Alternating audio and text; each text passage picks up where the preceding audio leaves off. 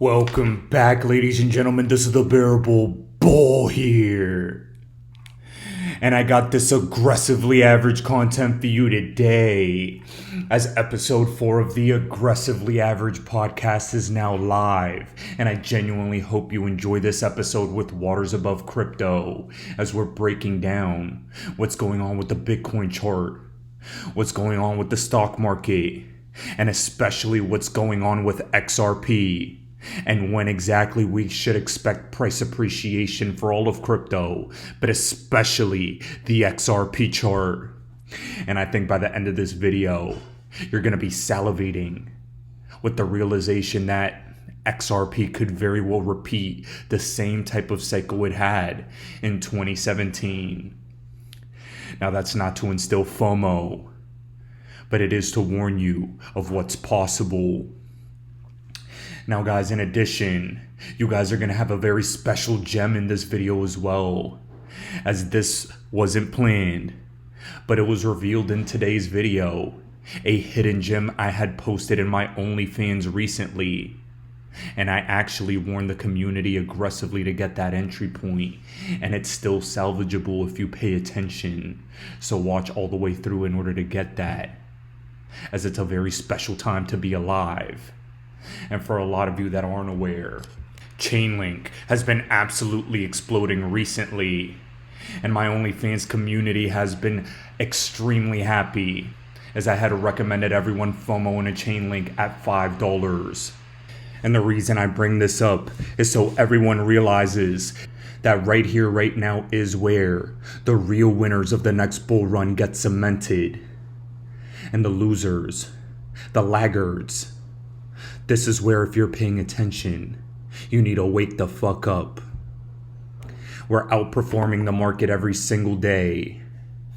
And if you want an opportunity to be ahead of the masses, please subscribe to my OnlyFans at onlyfans.com/thebearablebull and enjoy the lessons I have to teach you and the free things you will all get from me, as I'm giving a lot away in the DMs if you're paying attention.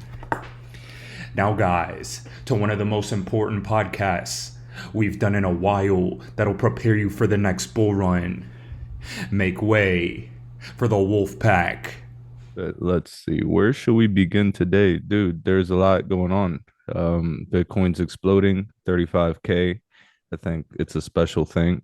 We've had a lot of events happen in the meantime, and I'm just curious to understand how you're viewing this market, how you're viewing the world and world events, and yeah, just what's going on. Decipher the lizard talk, my friend. Yeah, man. I mean, I don't even know where to. I don't even know where. Are we going? Are we getting going now? Yes, we are. First of all, welcome to another day in the Matrix. We need an introduction from you too, bro. Dude, I feel like my introduction is such a contrast from yours that I would just take away from your introduction, dude. It's like you just hear Waters Above with a soothing voice, and I just come over here with the bombastic, aggressively average. Ugh. The People won't know aggressively whether average Matrix, dude. people won't know whether to drink some coffee or smoke a blunt. Well, man, yeah, there's really lots to get into. I've noticed you're putting out a ton of videos. Like it really feels like you've been putting out a lot of stuff. So when there's what if something when there's something important to discuss, output needs to go up. I don't like in the midst of a bear market feeling like I'm oversaturating people with just some shit nobody cares about. But now that Mhm. everything's taking off again, it's like, people need to understand what's going on, because like when the market gets like this, people are always caught flat-footed. They don't know what to do, they don't know what to think, they don't know what it is. So I think Sure. output needs to increase when in times like this, and that's why I have you on, so people can understand what the hell is going on. So No, I appreciate that, bro. Mhm. One of the things that I've been hearing a lot lately, and maybe you have too, is like now a bunch of people are calling for like bull traps and like that the market's gonna go down to like 8K Bitcoin and all that. is Like, have you is noticed that that talk is is coming out that all of a is, sudden?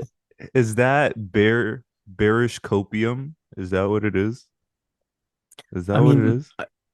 it hits me because I don't do any of the research, and I have a lot of people in my community that are like, yo, this person's coming out sharing this take on the market that's totally different than yours, or this person's saying this or this person's saying that. And like, you know me, like I'm just doing my own thing. Like I have a lot going on in my own life. I'm working on so many different projects. I don't have that extra time to really go into other people's TA. And plus, I've been pretty much staying away from everyone else's TA for going on 2.5 years now.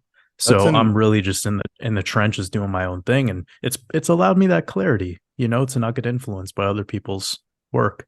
that's a common theme I hear from TA guys. It's like I don't really pay attention to other people's work. That's what they all Yeah, say. and it's no disrespect. It's never to like I honor all of the greats, and I honor everyone who's out there sharing their truth. And yeah, I just it's just not my thing anymore, and I feel myself connecting more with people who are artistic, like in their endeavors, people that are more into music and all of that stuff. So yeah, I mean, for me, whenever I am consuming any content, it's never crypto analysis. Yeah. I just find it interesting that a lot of most of the TA guys I respect the most, they have that same principle, and I'm like, shit, maybe there's something to it, but interesting. Now, as far as just what Bitcoin's been doing, dude, what do you make of it? It's been nothing but sideways trading for a long time, and now it's boom, explosive 5,000, $6,000 in a day and a half, 2 days. And now people are like, oh, should we get in again? Should we stay? What's going on? Altcoins aren't Right. moving as much, but is this the last chance? And it's like, it's still, uh, as far as I can tell, altcoins are still super cheap. Bitcoin is looking more and more bullish every day, and it's it's beautiful. It's beautiful. But do we have anything to look out for right now? What do you see? Well, yeah, you brought up something important at the very beginning, which is that we've been trading sideways for a while. And I know those who are in crypto, they're they don't realize that like 200 days of sideways is like a millennium Yes. in Yep. the Yep. Yep. stock market. So yeah, you're 100% correct. And a funny little note from the decoding side of things is Bitcoin was effectively sideways for 223 days. And that 223 number is crucial because first of all, we're in the year of 2023. So in the rules of numerology, you remove the zero, you're back at 223. And something very special about this number is mathematically it's the 48th prime number, and Satoshi Nakamoto is 48 years old this year. And I was telling everyone in my community, also in my last YouTube video, that anyone who's checking out my channel, you could check out the video that I recently put out, and you're going to hear me talk about 223 days after Satoshi Nakamoto's last birthday. It lands on November 13th, which is literally the day leaving 48 days left in the year. So something is going on with this 223 number because if we take literally from the day that we entered this sideways trading range of March 14th over 223 days, it was effectively yesterday. And Bitcoin had crazy green candle, 10% green candle yesterday. I couldn't even imagine how much market cap was added to the overall crypto market just as of yesterday. And also, I could assume the amount of liquidated shorts that also probably happened yesterday as well. Now, do you mind bringing up a chart very quickly, my friend? Yeah. One The second. reason I say that is because not just all those shorts that got liquidated like yesterday, but how about that fake news into a mass liquidation event as well? Then take back the ETF news, then BlackRock goes again and says, "Oh, more ETF news." DTCC, they got listed on there, and then what happened? Then they just redacted it again today. Dude, Yeah, they're bro, just this is it. fucking This with is like people's I minds know. over this ETF, dude. Yeah, bro. It's because I have people coming out today to me and they were like, uh Waters, you're wrong. The last video you put out, like, because BlackRock's ETF is now live. I'm like, bro, you got to stop it with that news stuff, bro. But Like the but it's news is designed interesting. on It's purpose. it's interesting how they dangle the ETF just in our Yeah, faces back and forth. It's like swinging, and yeah, it's always one of those buy the rumor, sell the news things. And I think it's yeah, important people realize, like, look at how Cointelegraph single-handedly liquidated millions of dollars, and yeah, and and then the same thing happened yesterday, but no news has happened. And what I want to yeah, teach all of you, and what I want all of you to really understand, is once the news happens and you buy, you are getting sold on. That's what happens. When the news breaks, it's for BlackRock, who got in at 15, 16, 17K, to sell on you. Imagine you're waiting for confirmation, and BlackRock's waiting for confirmation to sell on you too. You're just believing the yeah. opposite things, or the same signal means the opposite things for both of you. So it's important that people, us, the sheeple, the plebes, the peons, the peasants, we have to decipher the lizard brain, my friend. This is how they think. No, no, no, no, no. I've been using this on my channel. Let me flow. Let me flow. Let me flow. You're And in the pocket, when man. Keep going. when you decipher the lizard brain, you're able to understand how they operate and be ahead of the game. And you have to think like they do in order to make money. But you can use the way you naturally think as a human, your natural emotions, to know, oh, this is a manipulation, and break it. Snap your Mhm. fingers and snap out of it. But but yeah, man. Let's see.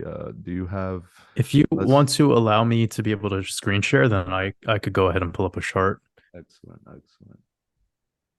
Yeah, but you brought up some really great points, man. And it's like anyone who follows Okay. along my work, they know that I'm never coming out with videos that are like these final like updates right after something big like because I just let it all settle. And I'm like, I know that this is all just bait.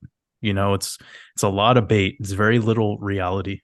And also, why get excited when everyone else is? Like you should be getting excited when it's boring. Like if you're really a solid investor and you know how to play this game, like you buy the blood, you buy the boredom. You keep doing that, like you always stay winning. So Excellent, people excellent. are people are getting a little too distracted, I think, by this ETF thing. But anyways, I'm gonna go ahead and try to pull up this chart. Just let me know if you could see it. Perfect. All right. It's a little noisy. Let me move this really quickly. Okay. So did you have a question specifically, or you want to kind of let Yeah. me just flow and give a quick or we Well, could start with a well, question, might be better. well, start with a quick overview, and then we can then I'll get into something I was curious about. Absolutely. If I remember correctly, we probably discussed this chart on the last time we got together. So if Yeah. anyone who's listening into this, go watch the last interview that me and Bull did, and you'll kind of have an idea of some of the things that have transpired since. But big is this trend line we had right here. This was a Mhm. support trend line that kicked in at the beginning of 2023. If you look right here, you could just see the dates as I scroll by. And as of January 1st, right there on New Year's, then we have a little bit of a pump rejection at this very important key level of 25,000. You're going to see why later. And then we have this flash crash, which was a black swan actually for Silicon Valley Bank and Silvergate. And then we have jump up into another leg higher, followed by a very similar pattern where we get back to this trend line. And now we retest what was prior resistance, now effectively a support. And we could confirm it as a support because we broke into a new structural high. Mhm. One thing that's key about this whole phase here that the average analyst wouldn't be realizing is that there was a solar eclipse right here that started what is called the solar cycle. And what we've seen since the genesis of Bitcoin, every time we're in a solar cycle, we effectively move into all-time highs. Then we have our bear markets in lunar cycles and then bull runs in solar cycles, rinse, repeat. This time is no different. And it's actually very scary how close this is to the 2016 cycle. So I'm not going to get too deep into that for now because I want to stay on track here. But we've effectively moved into a time frame that is quite bullish.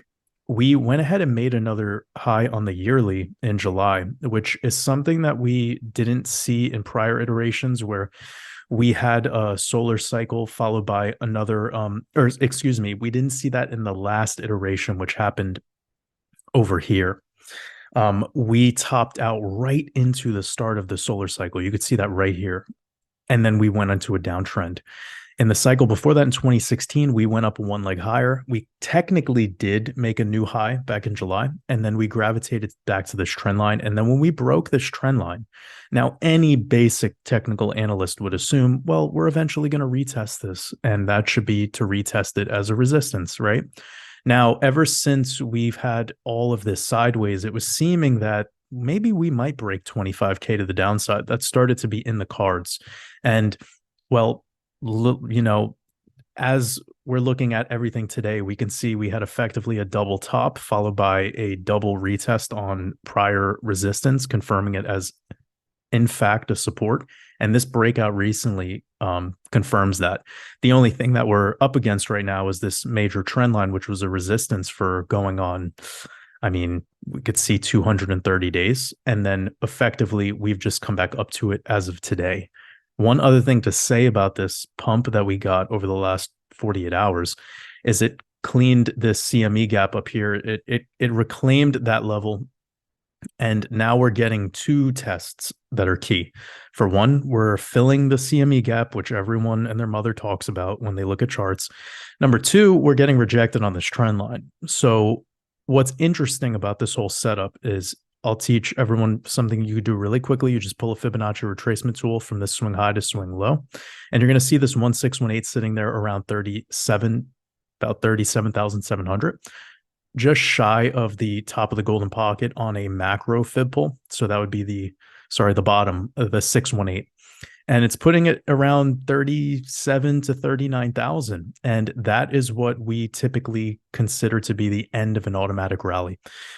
I've talked about this a lot on my channel. So for people that aren't aware of Wyckoff method, go look up into Wyckoff method and you'll find some basic schematics. And those schematics are very helpful because it'll show you what we could use to kind of determine where we're at in a chart.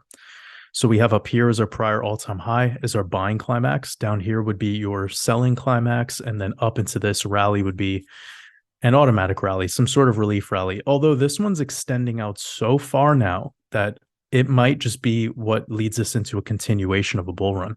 And we'll have to see how it reacts to this trend line at this time. Now, I want to exercise discernment here and say that this Bitcoin ETF news has been so bullish every single time that it's sort of making me think that if there was a real Bitcoin ETF passed, it might actually create the opposite effect. We might get a flash sell-off. And that, I mean, I don't right know. there, I don't know how deep we'll go, but it could just be something like maybe 28, 27. I could talk more about that later. And dude, that right there is the perfect way to think. They're dangling this ETF news and likely using it and its potential for bringing in trillions into this market as bait to sell on people. Again, the news is meant to manipulate us. They already know the news. Ahead of time, they know the news. They pay for the news articles. My friends, we have to stay vigilant, pay attention, and realize that likely a Bitcoin ETF will mark the peak. That's what it'll mark. And it's something important that not enough people keep in the back of their mind. But as far as we're concerned right now, Waters, what I'm curious to know from you is we saw this automatic rally. There's the potential that we're near or right at the peak of this. If we remember some previous episodes we've had before, we've talked about a certain range being the full fib retracement from the peak of Bitcoin at 69,000. Where are we in regards to that? The full peak, what do you mean exactly? Sorry. If you could plot a fib from 69K from the peak all the way to where we are now. Yeah. What do you see in terms of this? Are we almost there? Could we hit that 39,000 level, or are we is 44,000 and the 702 on the table? What are you seeing right now? What I would like to do actually is just exercise what Bitcoin has done in the past really quickly. It's to give people some sort of a visual of what's happening regarding the automatic rally stage. It'll look Yeah. much cleaner if I go back in the past. So right here we have the past cycle of 2011. I pulled the fib from the swing high down to the swing low, and you're going to see that once we break clean above this zero point 0.5 fib right there, we shot up into the 702, got rejected, but we effectively held onto this golden pocket territory for about 170 days. Mm-hmm. So, I mean, think about all the way back in 2012, right? There was nobody playing this game, and it was still holding these long, arduous, consolidation ranges for Yep. 200 days in some cases. Now, it's no different now, but I'm just letting people know that a lot of people have these ideas that Bitcoin's going to start to change character, and it's really just repeating over and over again. And you're going to see in a moment. So, we've effectively made it above this 0.5 and we shot straight to the 702. Now we have this cycle over here. I'm going to move this fib up for you. I'm not entirely sure why it is off, but it's very quick. Boom, boom. Okay, so now we're going to see right here is your 0.5 fib. You see Bitcoin at the end of this final double bottom correction. It shoots up, rejected on the 0.5 fib, and then it's holding it as a resistance for 200 days. Then the moment it gets above it, straight to the top of the 786. So that was actually a really nice rally. Very quick, overextended, overbought. And then you have a deeper correction, back test on that 0.5, and then you kept it moving forever. But you could also see here that once we entered the golden pocket, we had literally 180, almost 200 days of sideways before entering what was price discovery, kind of this energy into new all-time highs. But I just want people to look at this way that Bitcoin likes to interact with the 0.5 fib. And once it breaks it, it likes to shoot straight into this golden pocket territory. So here we had Bitcoin just straight through it. It went to the 0.5, only a little bit of time, about a month, and then right to the top of the 786. And then you could see how long it stayed below the golden pocket. It took almost 500 days. Okay. But we had this black swan. If we didn't have this event, it would have went up much quicker. We all know that. Mm-hmm. So coming to today, I know this isn't as clean for everyone, but if I extend out these fibs and you just kind of look to the right of the screen, you're going to see these levels right now. And you could see that Bitcoin effectively just cleared the 0.5 fib. And we've seen in all these past iterations that once we clear it, it doesn't mean we're necessarily out of the woods just yet. We like to kind of mess around there. And then the speed at which we go from around these levels to the 702 or potential 786 is rapid. And I believe that we should have that in the cards by this next solar eclipse. That would be April 8th of 2024. So we're not that far away. And if we look at my solar cycle theory, I'll just back it up and I'll show you exactly what I'm talking about. So here you have your second solar eclipse of a solar cycle, and then moving into the third, you see what we did? This was parabolic. Now you have over here, you have your second solar eclipse moving into your third, new all-time highs. Now you have over here, this was your anomaly, right? Because we had the black swan event of C19 crash. And if we look from the third solar eclipse to the fourth solar eclipse, it effectively did what the prior two cycles were doing with the second to the third. But still, it's showing you that these eclipses play big pivot points. And that's undeniable. You could just look that right off this eclipse, we went straight line up. Bitcoin was breaking records. I mean, I think even the day with the most, the highest price gain in a single day was this day of February 8th. They were saying because of Tesla news. Anyways, now we've moved through the second solar eclipse and you see Bitcoin just moving up in a straight line. And it would make the most sense that we do what we've done in the past, which is at least get back into this territory by the third solar eclipse, unless for whatever reason we mimic what happened in the last cycle. Now, two things to say, and then we'll move on. One, I think that anything with this Bitcoin ETF is going to be very short, quick, volatile. It's just going to be volatility.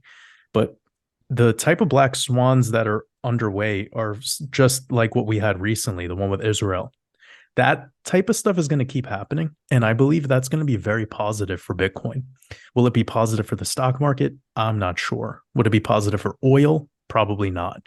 But when it comes to crypto, I think crypto is going to do very well with this war narrative.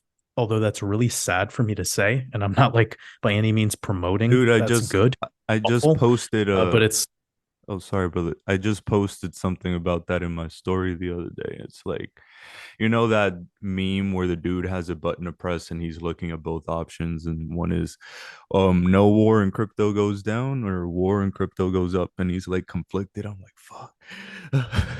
And it's like, as sad as that is to say, that's where we're at as crypto dudes. We're like, okay, we've been in a bear market. This war narrative is, since that broke out, crypto's bullish. But what what I actually really want to hammer home is what you said as well. And I'm really glad I got to speak with you, because I was thinking this in my mind as well, and I've been saying this on my channel, but you're like helping to confirm this. Stocks look very bearish, and Mhm. crypto is looking very bullish. And a lot of people draw the stock market and crypto market parallels, how they've been heavily correlated for a long time. And I think it's about to deviate. Like, I think that correlation is about to reverse. Are Yeah, you well, I seeing think are you seeing something similar? yeah, and that perfectly aligns with something that I've been talking about for probably like 3 to 4 months now. How I've been saying that this automatic rally that we had in the indices, specifically the Nasdaq, was insane. This should not have gone all the way up to prior all-time highs, basically. The same thing with the S&P and the Dow. So the way that this rallied up wasn't really happening at all in crypto. During this whole moment here of the Nasdaq going parabolic, Bitcoin was pretty chill. So what we need to realize is that everything is playing balance mode right now. Everything is sort of catching up. So whilst these gains are leaving the traditional markets, that's going to move into more speculative stuff. That's it. Like we're just balancing it all out. And we saw this effect recently with the Nasdaq moving up while we were watching gold sell off. Look at this sell off on gold. That's silly to watch gold sell off so quickly and then bounce this fast out of that. Like the volatility we've been watching in gold over the past year is absurd. So Absolutely. there's a lot going on behind the scenes. And I think if people are falling for this idea that the crypto market is just going to follow everything the Dow Jones does, that's not how to look at it.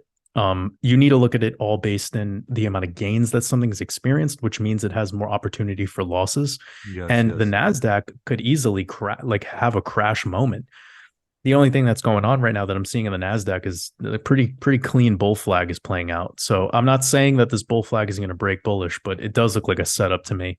And if it wanted to keep chopping here into the new year, election year, it surely could.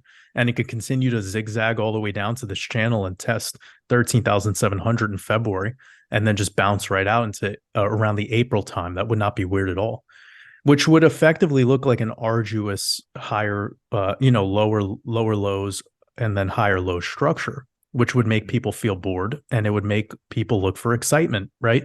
That's all these traders are trying to do, right? They're trying to find like where can we speculate that's exciting at the moment, because then they could play the volatility and they could win in either direction.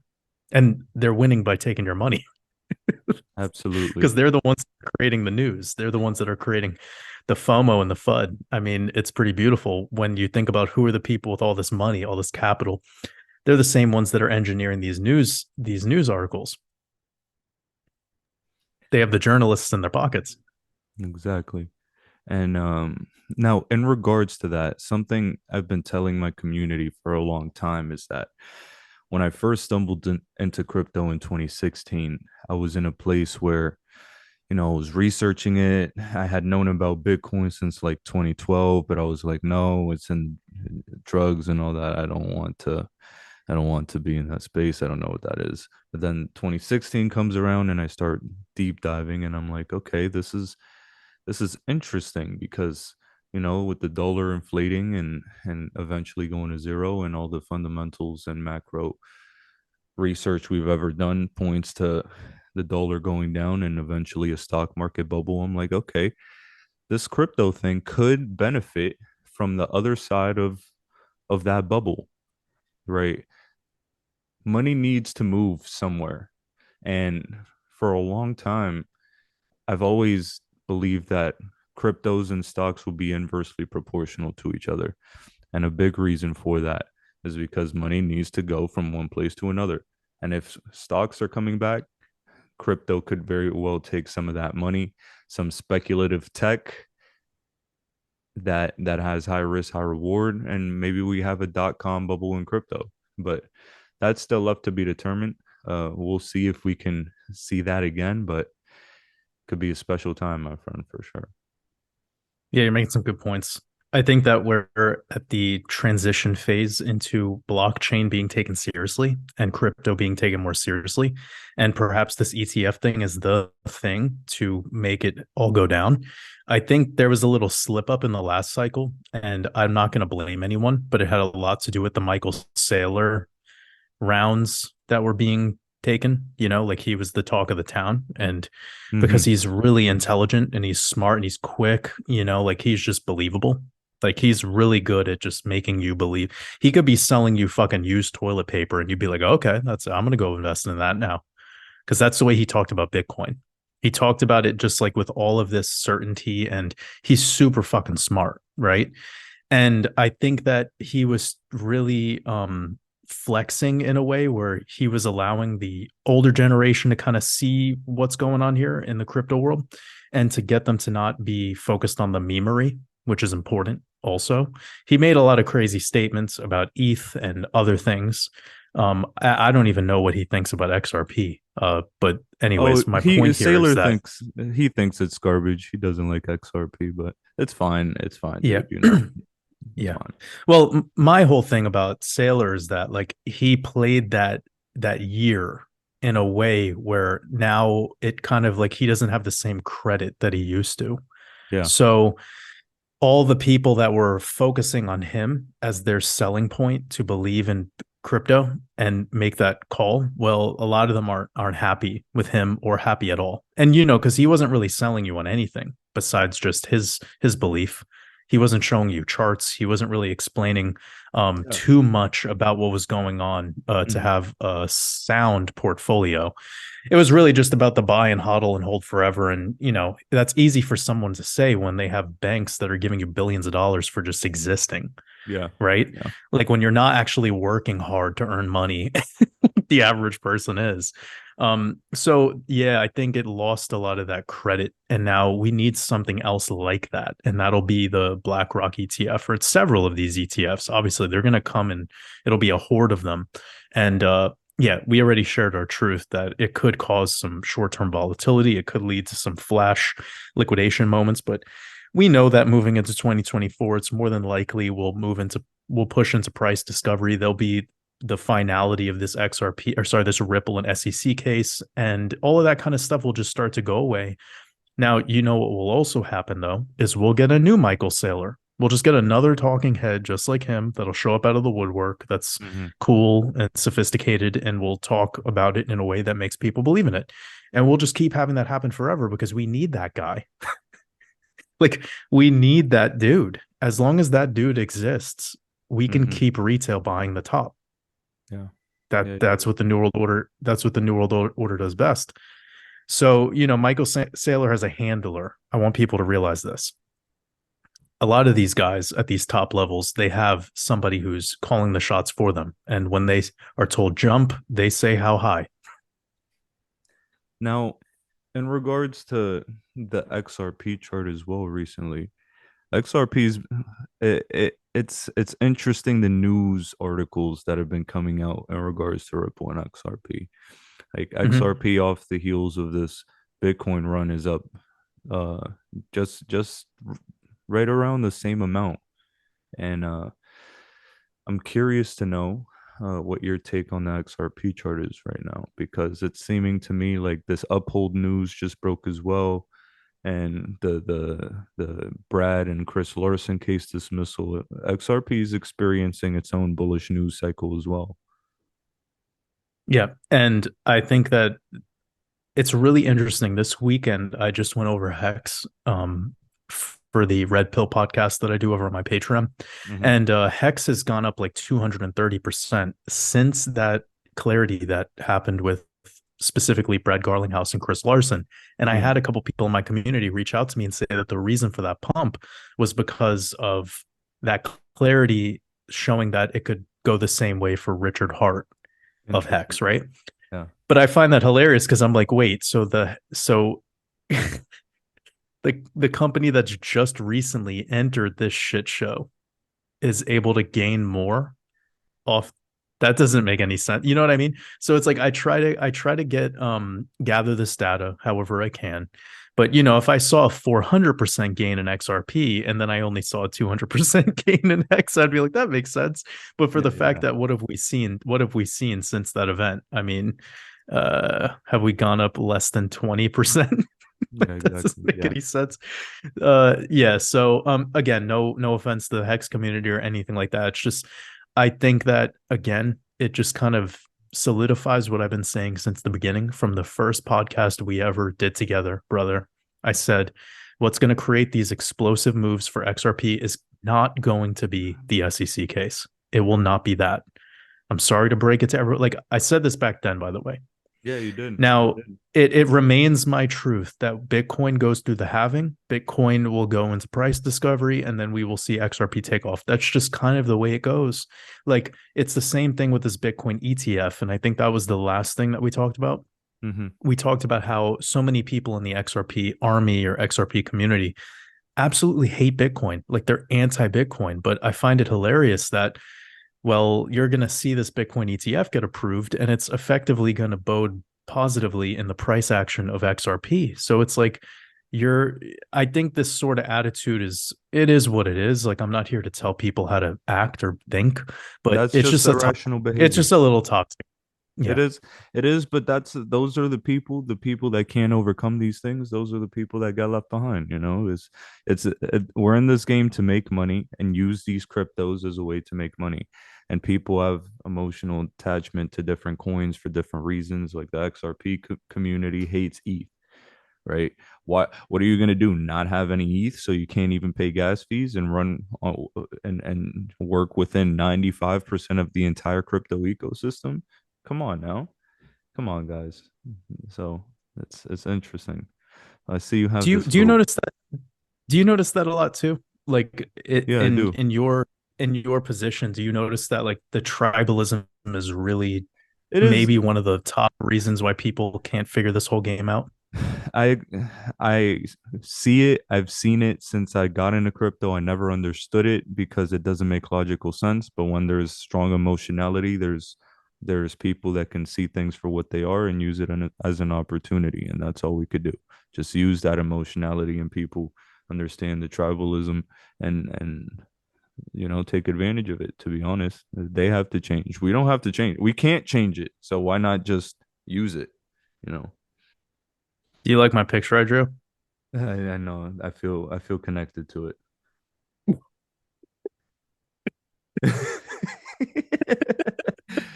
uh, so I All see right. this. All I right. We're feel. having fun. But this does look like a middle finger, doesn't it? It This is does. a It big does. fuck you from this.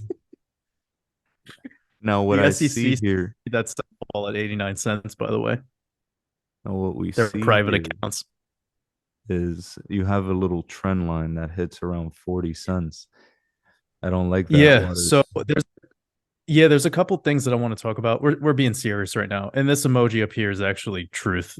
We do need to talk about this whole level right there, around 54 cents. I keep talking about it. I've been talking about it on my channel for a while now. And it was kind of one of the key points to if we do have a pop-up, you want to look at that particular level. And the Yeah. fact that we've gravitated right below it and have struggled beneath it again, probably an equivocal amount of time to before that. Yeah, it's a sign to me that this is one of the most important levels for XRP. And it's not just about here, it's going all the way back to up here. So we have this distributional type of a crown top thing going on. It's just a distribution. And that's 400 days in the making. And I would love for us to be able to clear this. But because we had this moment here and this was all news driven, that's not a healthy pump. And it even looks unhealthy, Mhm. So talking about this trend line, I just want to zoom in a little bit. I'm going to get rid of that RSI. And we can see that this trend line was a support about till we, let me look real quick. Yeah, so pretty much moving into September, over 100 days. And then as we broke below it, rejected, rejected, rejected. And right now we're trading back into it now. So it's definitely a confirmed support, confirmed resistance. There's no denying it. This prior support is now effectively a resistance.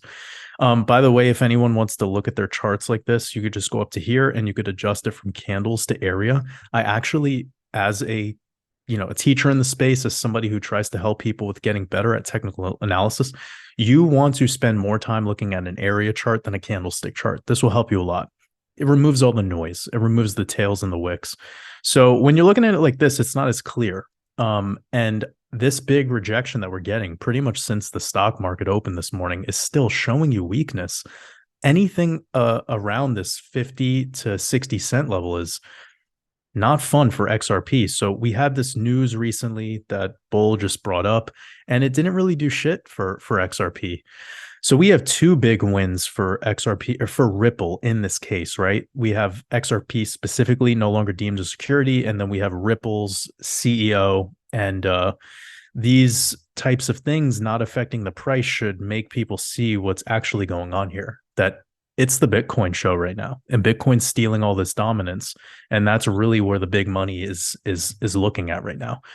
And when will the day be where that shifts over to the XRP conversation? It's probably going to take a little bit of time, but the only thing I could maybe I'll call it exoteric is a Ripple IPO. That's probably the key thing. What do you think about that? Did I lose you, Bull? I don't hear. Oh, sorry about I muted myself just because there's someone playing music extremely loud in the background. So my apologies for that. It's I'm okay. like, Yeah. I'm like, oh, they're gonna hear how Miami sounds on a Tuesday at 1 o'clock. Like, okay. But let me see. No, I've been saying that an IPO is likely very, very soon, to be honest with you, and to always be in before the news breaks. It goes back to what I said earlier. Buy the rumor, sell the news. Like the CFO of Ripple just they let her go recently, and a lot of people got mad at me because Ripple put out a statement that said, "Oh, it's calm, part whatever." Listen, you can't listen to what these companies say at face value, because they have PR teams. They're always looking to save face. They're not going to tell you what's actually going on within their entire company all the time, whatever drama it may be. You just have to think, but read between the lines. But the CFO leaving makes me believe that a new one is coming to Ripple for a specific IPO transition, and just watch to see who they hire, and then whoever they hire is their new CFO.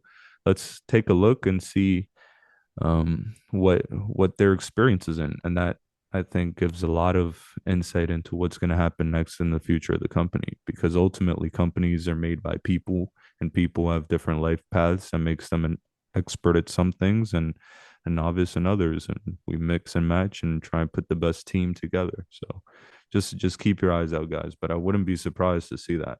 I genuinely wouldn't. So that's interesting that you bring it up as well. No, what do we have here? Hello, All right. hello. Yeah. So I was actually going to share this with my community in a little bit. When I get off the interview, I'm going to go ahead and send this out, because these schematics up here, I will give a shout out to, I believe it's Roman Bezmenov. I forgot his name. But yeah, this individual trader made these schematics, and then me and Mike 440 over in our community went ahead and mocked this all up. And I just decided to take this accumulation schematic number 3. This is using the Wyckoff method. Even bigger props to Richard Wyckoff. He's been dead for almost 100 years now, and this methodology still works to this day, even with the most volatile asset class, cryptocurrency. But I, as a longtime user of the Wyckoff method and professional trader who has been loving these schematics for the past 3 years now, I saw this schematic potentially playing out, and I just wanted to mock it up for my community side by side. For me, I kind of have these embedded in my own head. Like I know how they look without having to need all the visuals, but I think having this visual representation is super helpful for people. And my advanced trading course over on my website, it has all of these reaccumulation schematics, distribution, redistribution, and regular accumulation schematics. And they're super helpful so that you could get kind of an idea of where you're at in a chart. And this is for anything, whether you're looking at a super new asset on a 4 hour chart, or if you're looking at the Apple chart all time. And I clearly see that this is playing out very similarly to this specific schematic. Now, up here, this is just an inverse head and shoulders. I don't love using these types of patterns when I look at a crypto chart because crypto is super volatile. So when you're only playing these like inverse head and shoulders, descending, broadening wedges, and all this shit, like it's fun, but you need to have all these other indicators to be able to be on the right side of the trade. If you're just going into the Monero chart with a head and shoulders pattern, good luck. Like you really, really need a lot more than just that if you're going to be gambling in this casino. So Wyckoff method is super helpful. I call it my market compass, but I like to have some other indicators. And needless to say, when I have a pattern that's been playing out for over 2 years now, I mean, this is pretty damn similar. So not a clean inverse head and shoulders by any means, but I think that this PS stage right here, preliminary support, followed by this moment coming down into here, forming this sort of left shoulder, if you will, but then coming up into what was our median line right there and getting these two rejection points, which we could see cleaned here before this breakout. And you see how this bottoming structure looked very, very choppy, but kind of like a bowl.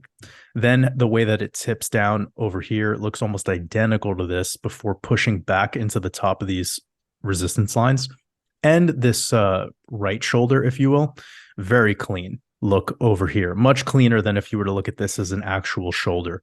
So it looks like it's ascending, like an ascending awkward inverse head and shoulders. But again, I'm not using the pattern. I'm looking at the Wyckoff schematic. That to me holds more merit, more weight.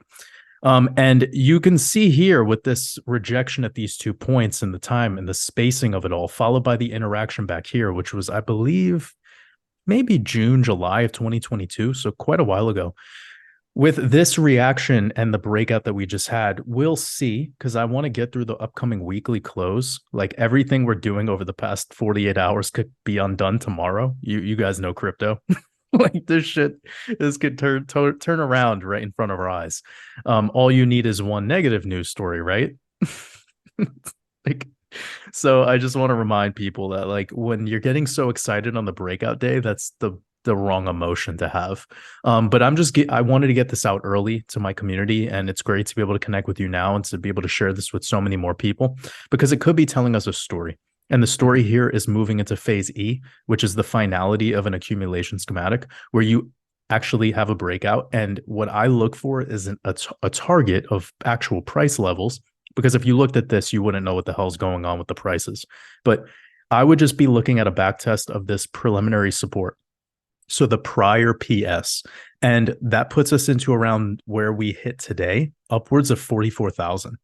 That's a big move. So you can see this level right here where it's at comparatively to where this breakout finishes off before a little backup phase.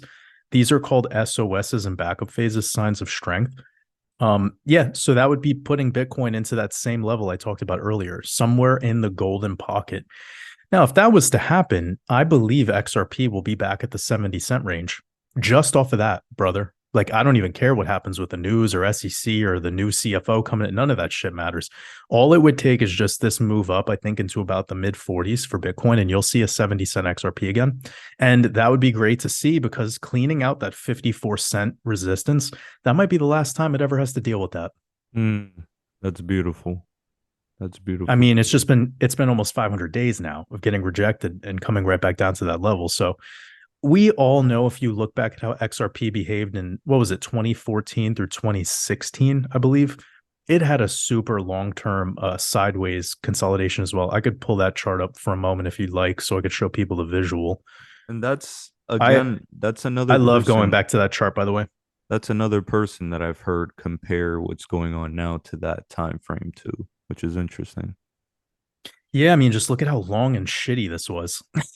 This was so long. This sideways move was fucking 700 days. Yeah, Like people think people disregard this cycle, and I think that that hurts a lot of specifically people that are into XRP. So with the way I teach, I always go back to this particular chart to be more helpful because it was a full cycle for XRP technically.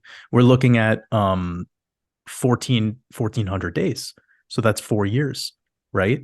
That is the 4 year cycle that it had. And then it had this kind of double pump, which I do kind of feel is possible again. It won't be as dramatic as this and won't be as much gains, but absolutely in the cards. And the timing of it, I think, will actually be similar too. So you can mark my words on this. I think March into April of 2024 will be when we go, when the rocket ship takes off. I think I've said that already on your channel. dude, that's amazing to hear, to be honest with you. And I wouldn't be surprised if that happened either. But just to ask you another question, um do you believe that what happened to XRP in early 2017 and then late 2017, do you believe that that's the cycle we're in right now in regards to XRP? Is that a possibility? You're talking about this early 2017 right here? Correct. And then into late 2017 too. Like, is that the area we're in regards to the chart? Because from that, I would say we're right about here. We're right about in like the October timeframe of 2016. I interesting. think the structure is uncanny too. So let me point it out phase by phase for everyone. Okay, Okay. you see this top right here? That's this top. Then this little chunky dip right here is this one. Okay. Then you see the way that it slopes down into the breakout. It's not as clean. And the only reason it's not clean here is because we had like two back-to-back specific things happen to specifically to XRP. So here was Mm, your flare token nonsense, and this was your SEC lawsuit. So imagine this little glitch wasn't here. Look at how quick XRP recovered into this moment. So yeah, just and imagine there and was no SEC lawsuit. It would have just been the same. It would have Christmas tree topped perfectly. so it would have been a little bit of a J pattern, but because of the two specific pieces of news, one bullish, one bearish, and Flair in the And then SEC, it broke out and of that J technically a pattern. third too. Yeah, and Yeah, technically a third. It's Wall Street bets. A lot of people forget about that time. interesting. But XRP did do well during that time because remember, it was this whole like anarchy in the retail sector shit. So it's like Yeah, we're the badasses, we're the ones that are going to prove that we could beat that type of energy actually helped for yeah, XRP at that moment. yeah, yeah, And yeah. then the most was watching Bitcoin go up in a straight line. Once it broke out into April, even XRP during the lawsuit almost hit $2. So Now, yeah, anyways, to answer your question on this, I think this whole moment here, what we're finalizing now is the same. And I think that this final little pump here and this jagged move down is setting us up and posturing us for this breakout into 2024. I think it'll be the same time frame. And I'll also give people another reason why. April is just the month for XRP. It's just its month. It typically either does really, really shitty or really, really good in that month. And that's what we see with Bitcoin. So people are like, what do you mean? If it does shitty, why does that matter? Well, that's a great accumulation time. And if you look at Bitcoin, you see that 1 year after every all-time high is our all-time low. So if you bought this recent November and if you sold the November before that, you would have made the two best moves of all time.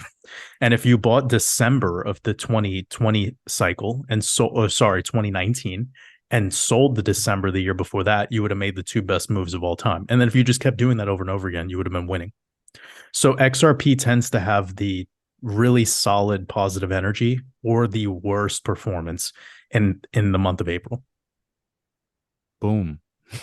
I remember it vividly actually because I started my Uh, channel back in March of 2021 and we watched it go straight up from a little bit mm. under $1 to 2. So where, And sorry, mhm. Waters, where do you believe we're at in regards to the 2016 cycle relative to right now? We're right around here, pretty much similar. I think we're posturing for a little bit of bullish maybe at the end of this year. Um, and then yeah, I think that it'll take until March. I don't know why with XRP, it really likes that. It really likes that March month. I just it's a pattern I've noticed in the charts. So yeah, I do think that January could be pretty nice though, depending on how Bitcoin does. Because if this ETF thing goes live by November, then yeah, I think it'll be short-term positive for everything, and then Hmm. probably some flashy, weird things going on Hmm. shortly after. You never know how that's going to go, by the way. None of us do, but it's just returning back to what we said earlier, like using our discernment. I know too many people are going to wait to buy Bitcoin when it's like 38,000.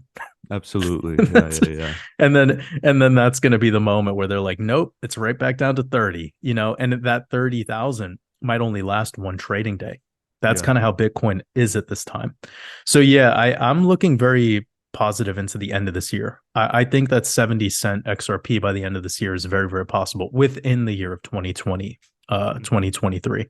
And then Q1 is a weird one, because we really need to see what more is up their sleeve with this war card and all this money that's being lent out. Yeah, I don't know. I In think it's a this political move, obviously, but in this I don't know if it's situation, helping. it's in this situation, just I think in regards to the politics, they're posturing for elections and trying to, yeah, really make a stab at that. But also in regards to just markets as a whole, just follow the Fed. Whatever the Fed does, we know what's going to happen. That's it. Well, everything always follows the Fed.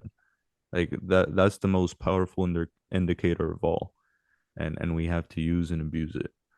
So if they if they turn on the money printers again, which is always possible, there'll probably be a short-term crash, just like there was in March 2020, and then from then on, that'll mark the low and explosive.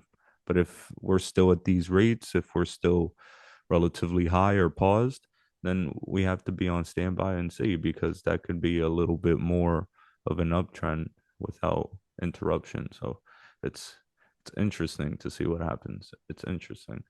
Um, How are you taking this upcoming FOMC meeting? What do you think is going to go down there? I don't I don't try and anticipate what's gonna happen. I just look at, Mhm. because they usually have predictions as to what the Fed is gonna do, and I just follow Yeah. that the day before, and um 99% of the time it'll always be that. So the markets don't like it when the Fed just, does surprises. So if something's like 90-95% positive that'll happen, then it'll likely happen. So, but whatever Mhm. happens out of that FOMC is going to be important. Like at the end of the day, anything could change right away if like something explosive happens in the Middle East. Like we see China's on their way over there now, and things could break out, and Russia Ukraine still going on in the background, and then Taiwan. So it's any little event can trigger, okay, we have to print again. That's the thing that people don't realize. Any little thing, and and that could just deflate the bubble and kick the can down the road a little bit, right? So a little bit longer. So that's something to always think about. But that's just my intrusive thoughts. That's just my rant. This is how my mind No, I works. feel So, you. but that's really about it for me, brother. I think people have a good gauge as to what you're looking at. Now, I, in regards to XRP, and I know I keep going back to XRP when that's likely, like Yeah, no XRP is worries. gonna XRP is not the chart everyone needs to be looking at right now in regards to XRP going up. You have to you have to look at the Fed one, and then you have to look at stocks and Bitcoin. That's what's gonna make XRP go up. But as far as what you were talking about in regards to the 2016-17 XRP cycle, I know Mhm. you said that you believe March, April, that's when we get that big pump. But do you think it's possible back end of 2024 we get that upper back end extension? Is that possible as Yes. well? Yeah, Interesting. and that's what's kind of making me think that like a double. I don't want to call it the same exact thing that happened over here, Hmm. but it wouldn't be weird to me if we just shot up in literally just 60 days and then stalled out for a little bit and got Oh, to the end of the year and then went up one more time. But the absolutely. way that it looks, I don't think it's going to be as like lightning bolt vibe. I've already shared my targets on your channel. It's somewhere between 15 to 25, with really that 22 to 23 in mind. But I don't know how that's going to go because it depends on the speed of how it gets there. I would Yeah. actually love for there to be this mini stall out because it would allow a moment to take profits. And what it would also do is it would flush people out because of them thinking like, whatever drama went on between this moment right here that made Yeah. people sell all their XRP and then they missed out on this final little move, you know? Yeah. So there's so many technicals that were involved here. First of all, when it moves up in a straight line like this, it needs time to chill out and relax. It needs to build a little bit of strength at these levels. And we can actually look back to this time right here and see that that was the all-time support because once this bull run was over, that was as deep as your C19 crash went if you effectively match it up with the lows of this mini sideways moment.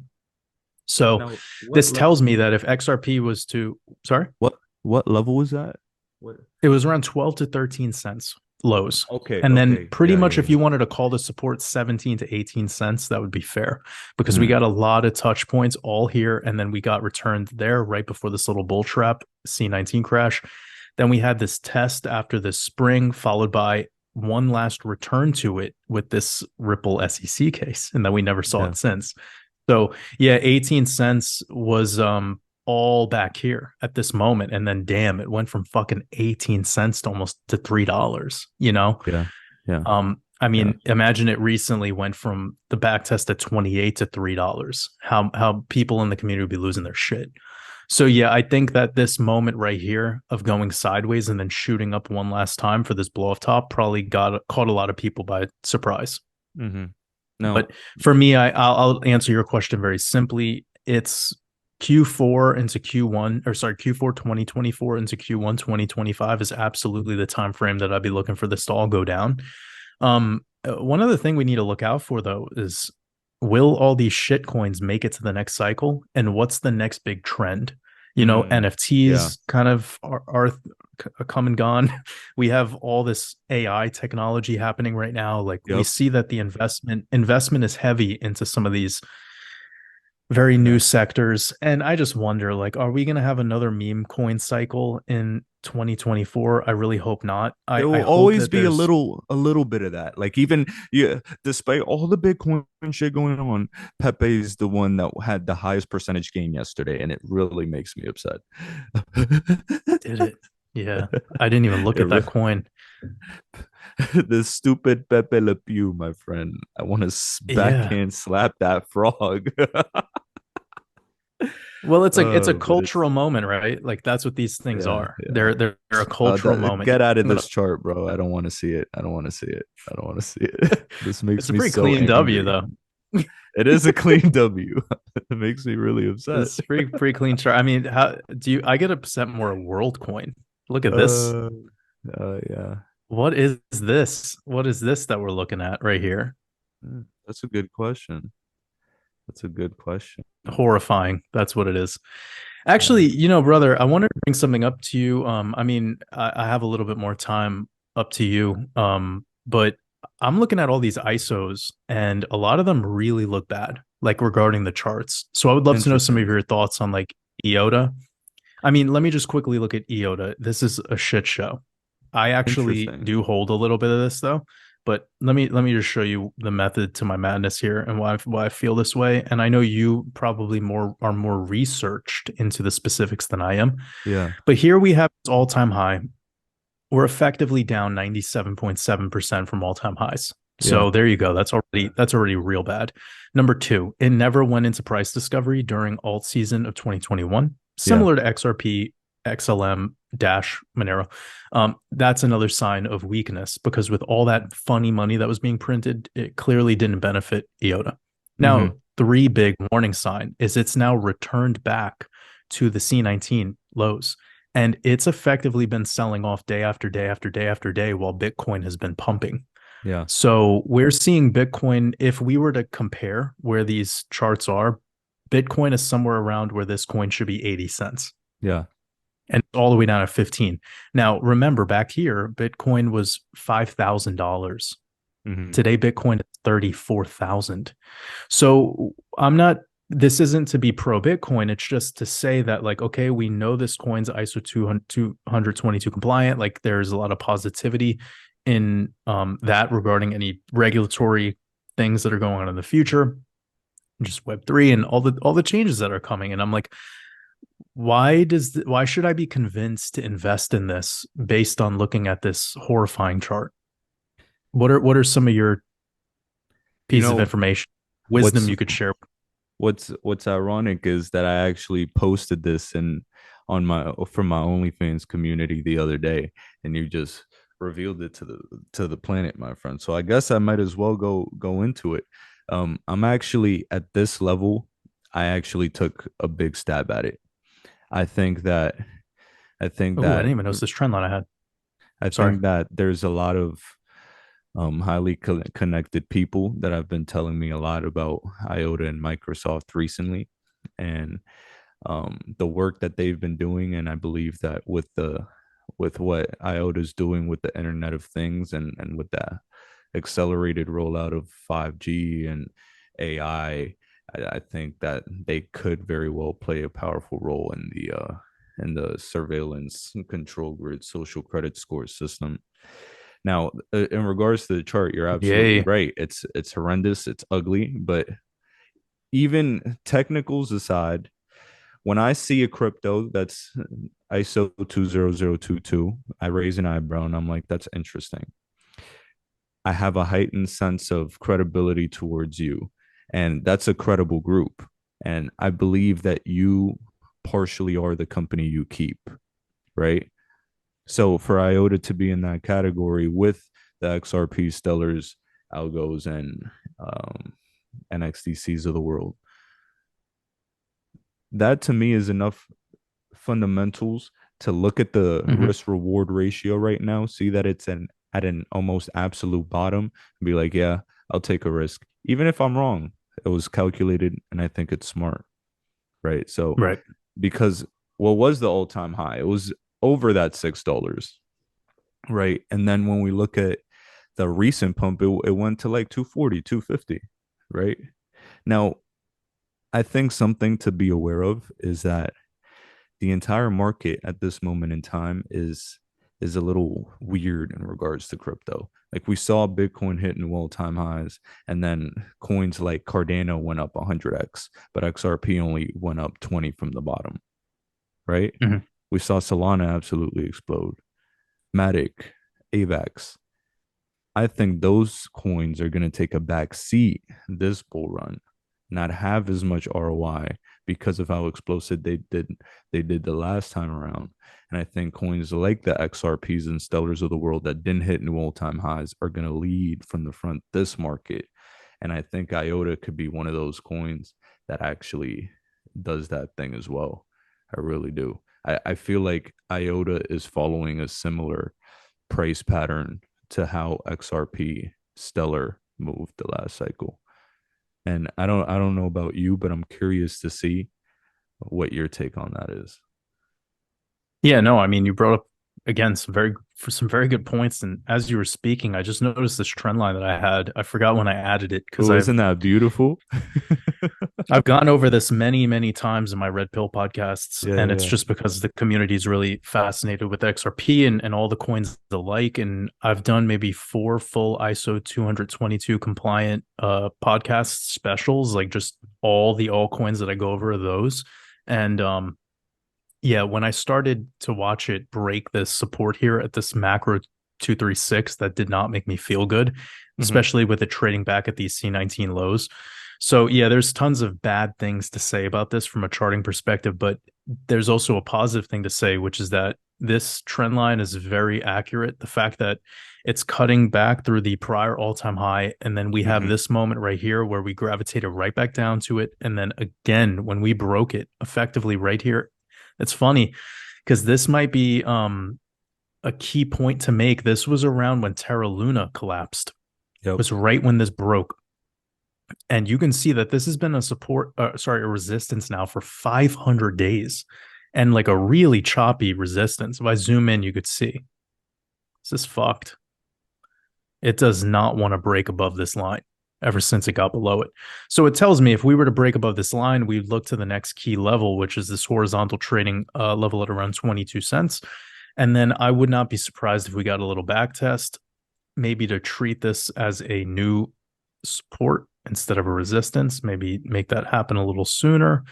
And then if it could get back above 22 cents, that would be very positive. I think this thing can move into potential, maybe like a double top.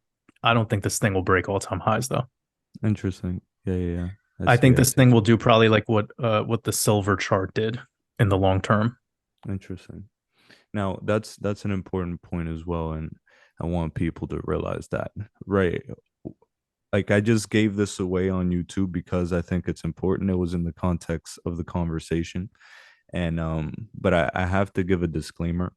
A big reason why I talk about other non-XRP altcoins that are higher risk, like IOTA, for example, is because and I put it behind a paywall is because it is higher risk. And if people just hear me talk about a crypto nonchalantly on my channel, there's a tendency of them to just invest in it and be like, yeah, the bull talked about it once. Yeah, I believe in it. Guys, I don't want or need your money in regards to putting this on OnlyFans. I am protecting the overall audience from higher risk by putting things behind a paywall at times because IOTA is a big risk, right? Like you just heard Waters Above talk about how shit this chart looks, and it does look shit, but that's why I bought it because it looks like shit. But it is increased risk because IOTA has shown a lot of weakness. But I think in the context of the overall crypto market with Bitcoin and XRP and the potential ISO narrative coming and the connections that IOTA has with Microsoft and the tech sector, it is a part of. I think it could be very well worth a bull run, right? And it could overperform my expectations, but it could also just make some basic profits because of how low it is. And it's all up to you and your risk levels and you know you have to make decisions for you and not just follow everyone blindly. And I think that'll make you guys the best version of yourselves. And I hope you take that advice to heart because it's helped me. And I hope you just, uh, yeah, yeah, Yeah, man. yeah. I mean, everyone needs to create their own investment thesis.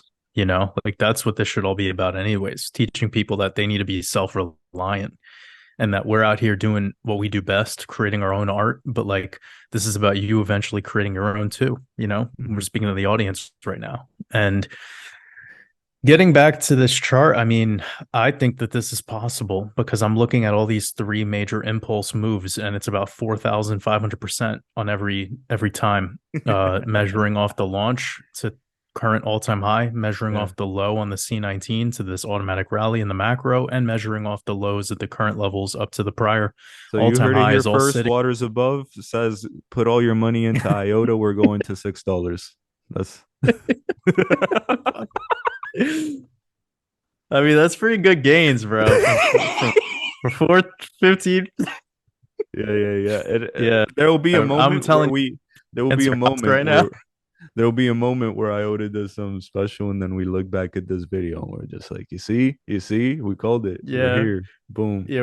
We started off by talking a lot of shit on it, and then we moved Yeah, into it might be best investment of all time. I'm just it kidding. might, it might, it might. But actually, so no, all seriousness though, in my work, I always talk about venture capital. And I hold about 15% of my overall portfolio for something called venture capital. Just venture capital bag is what I call it. And obviously, everything you do in crypto is That's a considered good to be name. venture capital. That's a good name But I for like it. to, yeah, like the way that and I'm transparent about a lot of the stuff that I do with my portfolio. Anyone who's in my mastermind community over on Patreon, they get all the details. Like I let them know all my buying and my selling. We've been doing some legendary buys lately. But needless to say, I think that IOTA is great venture capital opportunity. Like, and what I'll do is quickly define what I think venture capital means to me. So I'm not talking about it at the level of like you're a billionaire funding a startup. Like we're looking at this as retail investors. So we'll get that, rule taken care of really quickly. Well, first thing first is it's money that you're willing to lose. Like literally, it's money that you're willing to watch it go to zero. So what does that mean? It's the highly speculative stuff. It's the stuff that you don't really have the time to commit to a ton of research, but you know that it has some basics that fulfill your key check off points of your investment thesis.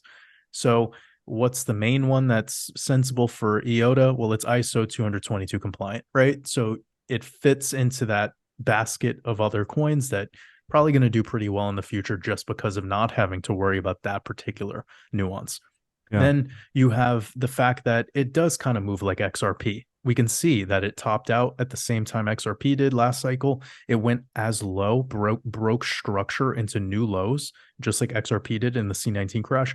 Then it went up into a false rally, a lower high, not a new price discovery all-time high. Mm-hmm. Came back down just like XRP. If anything, though, XRP was the better investment because XRP isn't acting like this now. XRP isn't back at 17 cents. That would be like if you were looking at IOTA today versus where XRP is today. That would be like XRP trading below 20 cents Yeah. because it's comparing back to the C19 levels. So that's obviously not the case for XRP. It would be up here somewhere around, this 50-cent level, be looking much better. But I don't consider XRP venture capital for me. It's my second biggest position. It'll remain in my top 3 forever. I have a big reason why I hold it. I'm sure many of you have your own reasons. I don't need to explain it much more than that if you're following Bearable Bull's work. But yeah, IOTA is a venture capital play. And if you only hold about 2% of your overall portfolio in something like this, then it's not something to worry about. You don't have to go High to risk, high sleep, reward. yeah, you don't have to go to sleep sweaty. And I think that's what happens to a lot of people is they wait and wait and wait until we're pretty much at the top of alt season. And they go all in and really speculative shit. And then it loses 98% of its value. And then they're like, fuck, crypto's a scam. And it's like, no, it's not. You just followed the herd. And the herd is being led to the slaughter. Yeah. So I agree with your thesis on that. With what you said before is like it looks so ugly actually that it might be an opportunity. And I've literally said this before about other things. Yeah, yeah, yeah. I And have that's I have maybe like 4 or 5 investments that I've been like, this looks like such dog shit that I don't mind putting like $1,000 in it just to see what happens. 5 years, exactly. you never know. Yep. I mean, look at what happens to all these other meme coins. It's just absolute nonsense. So There will come a you're there will guaranteed to learn something. Maybe not make money, but at least learn something from these there sorts of venture capital plays. there will be a moment where the crypto market becomes rational. That's what I always tell people. I Most of my bags are rational plays, high quality technology plays. Crypto is technology. I'm not big on Bitcoin and Ether because their technology is inferior, right? Despite the fact that they are the leaders of the market and we need them and we need them to grow. We need to pay attention to them. You have to invest for the future. Bitcoin and ETH are the past, they are what happened, right? So high quality future projects. XRP hasn't broken out yet. Something like HBAR is better technology than ETH, right? But it hasn't broken out yet into price discovery. So these are what I tell people. This is how I tell people to think, not to even Doge, despite the fact that it was like the leader of the last bull run, which really infuriates me, and will probably get adopted by Elon for Twitter. So that'll probably make it a top 10 crypto for life. But that's besides the point. There was no logic and reason before that. But there is now. But you guys get what I mean. You guys get what I mean. Rationality will prevail. I'm cautiously optimistic about that. Cautiously. Yeah, man. I mean, but do you think that the stock market is rational? Like, where what can you tell me is It rational is right now? it is when you consider monetary policy. Like they change Fed policy when they need to in order to kick the can down the road. And when you look at that pivot, that it makes it very rational. And then when you incorporate the inflation rate of the dollar, um, it you can rationalize it, right? You can rationalize it, and it's interesting. But they're always patterns. Like war breaks out, oil's bullish, defense is bullish. Boom. Fed rates increase, healthcare is more bullish than tech, right? People need needs and utilities instead of luxuries when the Fed raises rates. So there's a natural order to the chaos, my friend, as you know. But I know that we're going on 2 hours now, and I don't know if you have much time left. But Yeah, I got to wrap this up soon. if you did, could we take a quick look at the DXY and maybe give a 2 3 minute breakdown of what you see in regards to the strength of the dollar? Yeah, let me quickly pull that up. Perfect. Thank you so much. Yeah, no worries. Let me look real quick. Let me know if you could see this. I have two Perfect. DXY charts actually. Excellent. Excellent. So what do So you? there's a Yeah. lot going on in this. So I'm going to quickly just remove everything. Keep it Mhm. nice and simple. All right. So we clearly see here back in September 2022, topping out bigger correction, pretty choppy. And this type of structure here led to what we would call a bear trap, or what we could call a spring. This spring is really elusive because it only goes slightly lower. It gets a lot of people to think that we're just going to keep dumping and dumping and dumping, and it effectively goes the complete opposite direction. That's why we would call it a bear trap, just to be super simple. Mhm. Now, what we're breaking out into right now is definitely getting some resistance, but this is a good point to bring up some tools. First of which could be like a Fibonacci retracement tool. And then we marked out some of our key resistance levels that we have. And a couple of our, one moment. So we have right here, I have this trend line showing us that we've broken out effectively from this lower high structure. That's very important because this, even right back here, showing us a little bit of a sign. I'm going to quickly zoom in for everyone really quickly, and you're going to see a horizontal level too. So we don't only look at diagonal or any of these descending or rising lines. You also want to consider everything horizontally as well. This is why I love Wyckoff method, because it looks at the market based on horizontal trading levels. It's a little bit more sophisticated and it's a little bit more accurate. So I just marked out with this green line this horizontal line, and when we've effectively broken above it, now we've been back testing it. That's a really powerful thing to see. So if we can hold this level, then this is absolutely moving one more leg up, but we just have to kind of see how it interacts with this next phase of the market, because the stock market's overvalued. And if the stock market's overvalued, that means it's more likely to sell off, and if it sells off, that means bullish DXY, right? So there's one thing to say with that. Now let me pull up one more chart and see if it's a little bit cleaner. All right. Now I have a fib pulled from this level over here in March of 2023 down to the swing low of June 10th. And it's showing us our 1618 is around 109. So that's something to keep in mind, especially now that we're breaking back below this prior high.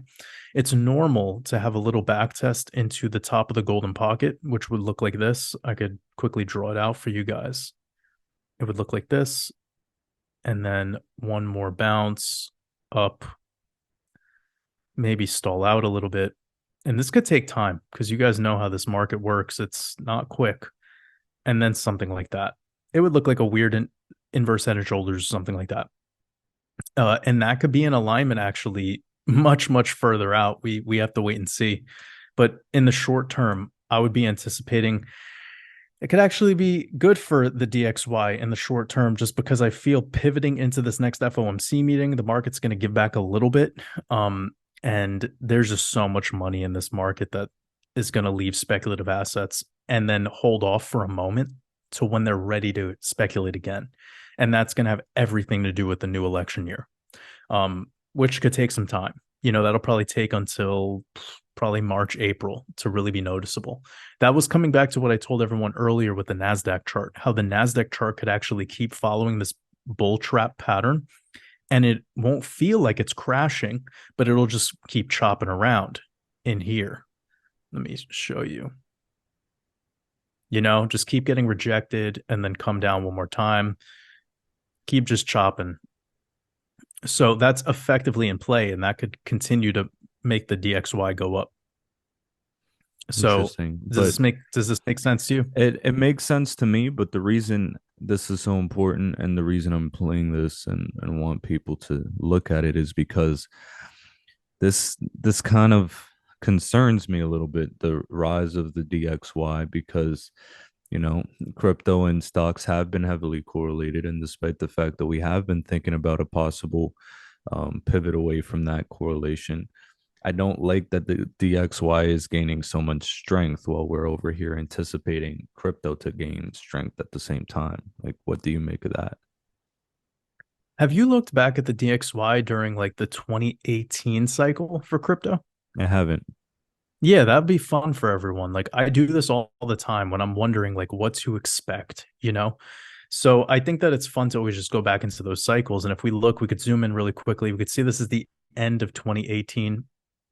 We know that our bull run, let me just pull up another chart for everyone and I'll side by side it for you. Sorry if it's a little laggy. So yeah, we're moving up all through 2018. Like we could pretty much go from the beginning of 2017, excuse me, is what I meant to say. It's 2017. And you could just see Bitcoin's vibe.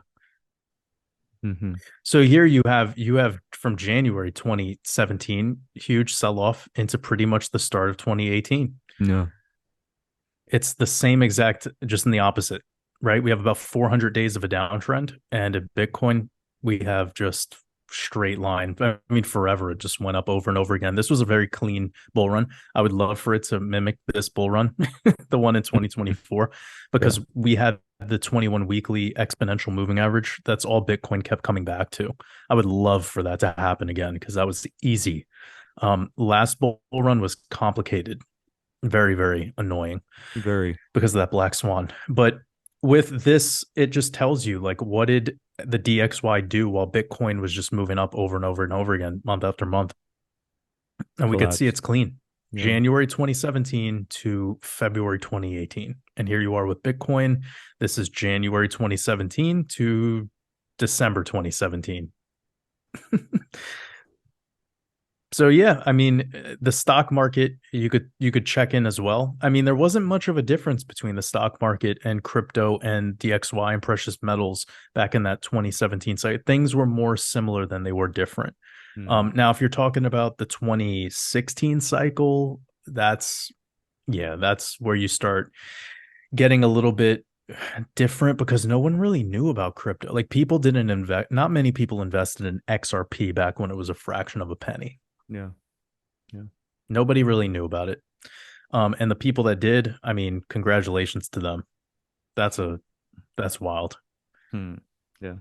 I mean, imagine speculating on XRP at a time where everyone was calling Bitcoin a scam. Yeah.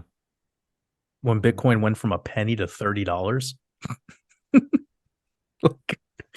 Cool scam.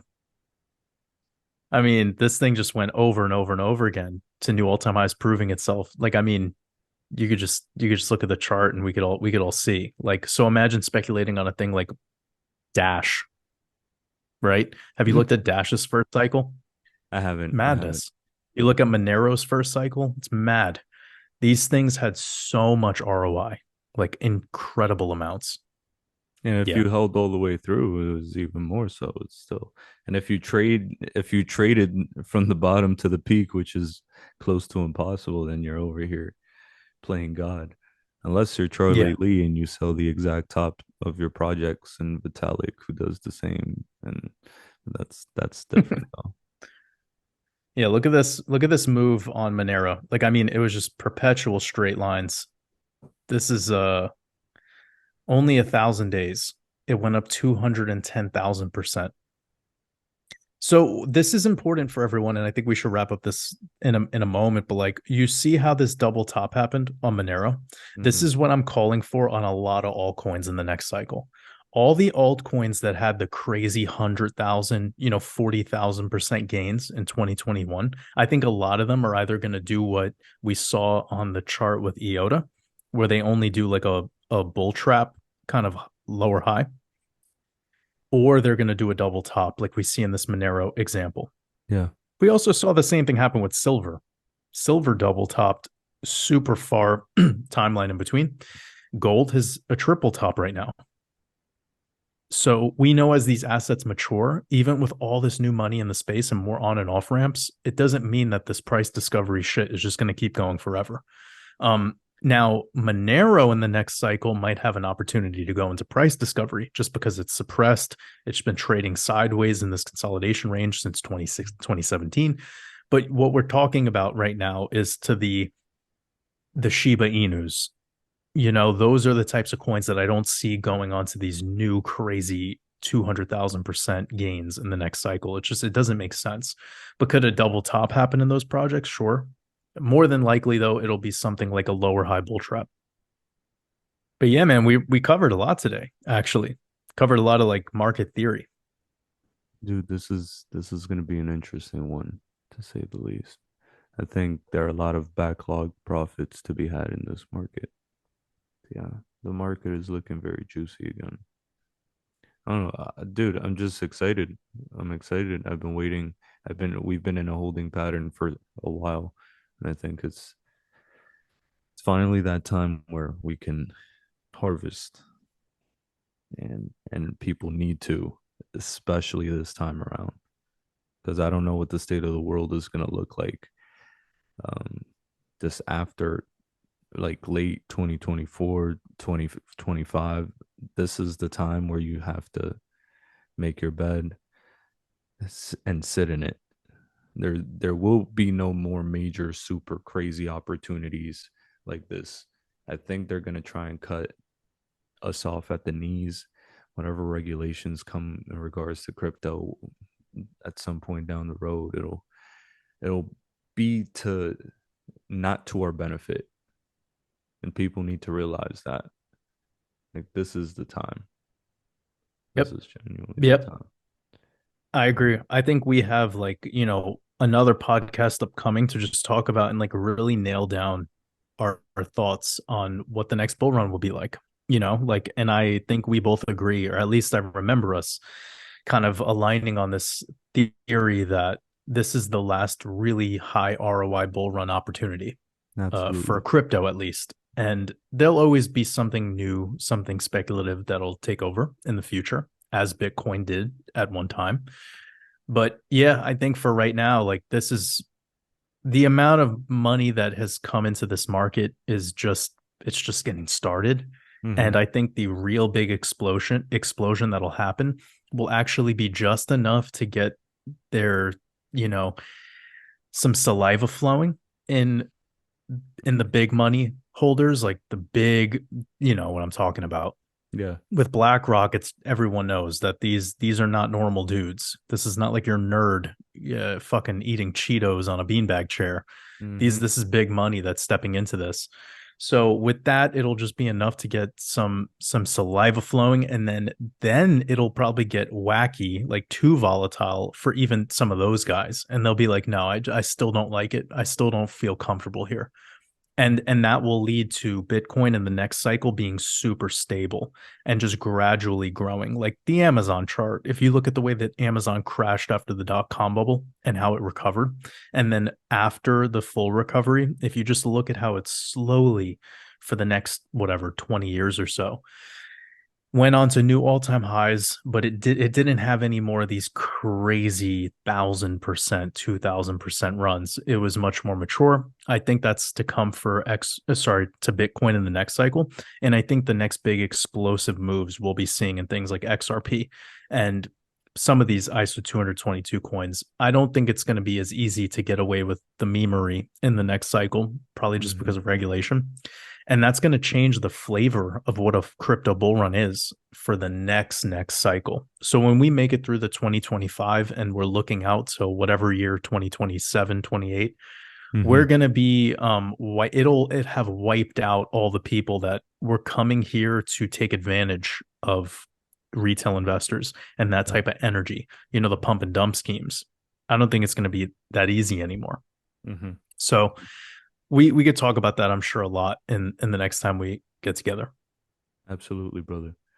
Hey, Waters, As always, bro, I really appreciate you. I really appreciate everyone at home that tunes in and listens to our message as well. We do this for you guys. We appreciate all of you. You guys have always showed us nothing but support, and we're trying to help. We're trying to navigate the volatile and unnavigatable, for lack of a better phrase. The world is crazy. Stay prayed up and make sure you check in on your loved ones because it's tough times and emotional times, and they're not gonna get any any less so. So just keep a level head, my friends. Appreciate every single one of you. Waters above. Thank you so much. We'll talk again soon, brother. Appreciate you, man. Talk soon. Oh my God, did I not record any of this? No, you did. You just have to end it, I think. Oh no, I had the chat up for no reason. Oh my God, dude, imagine if 2 hours went by like that. That was a good 2 hours and just nothing recorded.